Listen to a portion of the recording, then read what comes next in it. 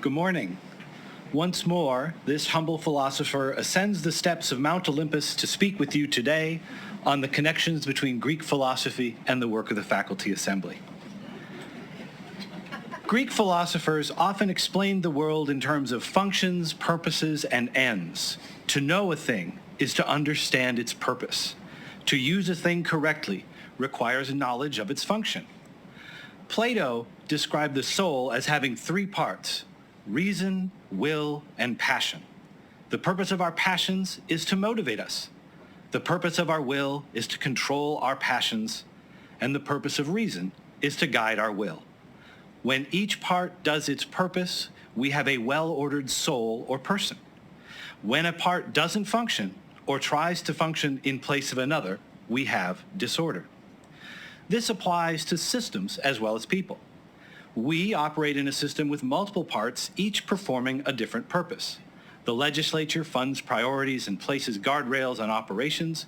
This board governs by setting policies within those parameters.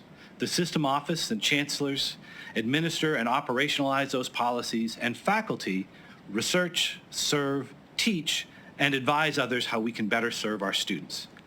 Understanding the purpose and limits of each role in the enterprise is key to success. Dysfunction in any part, or any part attempting to do the work of another, results in disorder. Faculty Assembly has been thinking a lot in these terms, and in the fashion of Greek philosophers, asking questions such as, which part of our system should be determining course curriculum? Which should be determining the employment terms for faculty? How can we convey the value of tenure in general and to research and economic development specifically? And how can faculty support the other parts in the system to preserve decision-making at the appropriate level? We hope to explore the answers with you going forward. The Faculty Assembly wishes to congratulate the board for its many accomplishments this year, most notably today's achievement of updating our Chancellor search policy. Faculty recognize the work of many, led by Governor Powers, and the way it included several major stakeholders along the way.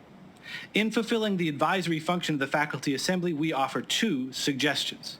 First, with the smaller search committee, we request to find ways to include groups of faculty leaders under NDAs in the late stages of the process to help build that day one support that new chancellors find valuable. From my recent conversations with many of you, I'm confident that this can and will be done.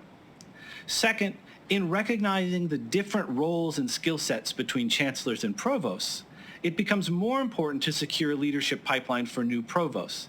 Faculty suggest looking at ways to ensure a pool of ready-to-go provost candidates similar to what you are doing for chancellors. To best achieve our advisory function, the Faculty Assembly has tried to model civil engagement in our work. We believe it is the most effective way to make positive change. For example, we have engaged System Office on the Faculty Policy Initiative to great effect. Provosts, System Office professionals, and faculty all report positive experiences in this process, the first result of which is the workload policy approved yesterday by the Ed Planning Committee. It is no small feat to craft a workload policy addressing the variety of stakeholder interests and diverse faculty profiles.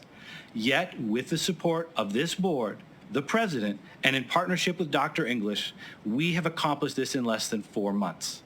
There are still 5 work group efforts coming your way that will continue the effective collaboration model we have built. In addition, we have positively engaged the legislature in support of system priorities. I've had the honor of visiting the legislature 3 times this spring, and in April, Senator Amy Galey spoke to the Faculty Assembly about her vision for higher education. We also had a wonderful conversation with President Hans, and Bart Goodson came and explained to faculty, helping us understand the legislative process, how his team advocates for us, and how faculty can support those efforts. The civil engagement success stories of the Faculty Assembly may not be the representation of faculty portrayed in the media, yet we are making a positive difference for the stakeholders of the UNC system. Lastly, Socrates and I have one thing in common and one key difference. It turns out we are both better at asking questions than answering them. By contrast, this spring, my constituents re-elected me to a second 2-year term. while Socrates' constituents had a slightly different fate in store for him involving hemlock. Thank you for your continued partnership and support. This concludes my report.